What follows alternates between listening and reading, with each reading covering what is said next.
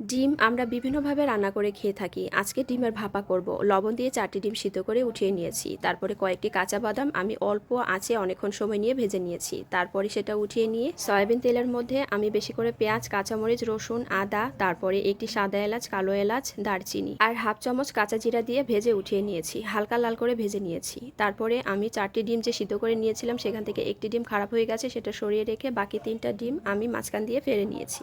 এখন কড়াইয়ে যে তেল অবশিষ্ট ছিল সেটার মধ্যে ডিমগুলো আমি একটু লবণ দিয়ে ভেজে নিচ্ছি। এপিট ওপিট করে হালকা হিটে কিছুক্ষণ ভেজে নিয়ে সেগুলো উঠিয়ে নেব। একে একে সবগুলো ডিম উঠিয়ে নিয়েছি। এখন যে বাদাম আর পেঁয়াজ সবকিছু ভেজে রেখেছিলাম সেগুলো সব একসাথে পাটায় বেটে নিয়েছি। তারপরে একটি স্টিলের টিফিন বাটির মধ্যে আমি যে বাদাম সব বেটে নিয়েছি সেটা একটু পানি দিয়ে মিক্স করে ঢেলে নিলাম।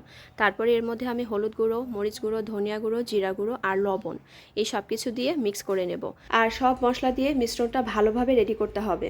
আর যে তেল অবশিষ্ট ছিল কড়াইয়ে সেটাও দিয়ে দিলাম, লবণ কম হয়েছিল তাই আরও একটু লবণ দিয়ে মশলাটাকে ভালোভাবে মাখিয়ে সবগুলো ডিম দিয়ে উপর দিয়ে মশলাটা মাখিয়ে নিলাম। তারপরে ঢাকনা দিয়ে ভালোভাবে ঢেকে আরেকটি কড়াইয়ে পানি গরম করতে দিয়েছি, তার মধ্যে আমি বাটিটাকে সুন্দরভাবে বসিয়ে দিলাম। তারপরে ঢাকনা দিয়ে ঢেকে যে একটু ফুটো ছিল সেটা আটা দিয়ে বন্ধ করে দিয়েছি। ব্যাস 15 থেকে 20 মিনিট ভাপা দেওয়ার পর আমি নামিয়ে নিয়েছি। ঢাকনা খোলার পর অসাধারণ সুন্দর একটা গন্ধ ছড়িয়েছে চারিদিকে। আলহামদুলিল্লাহ।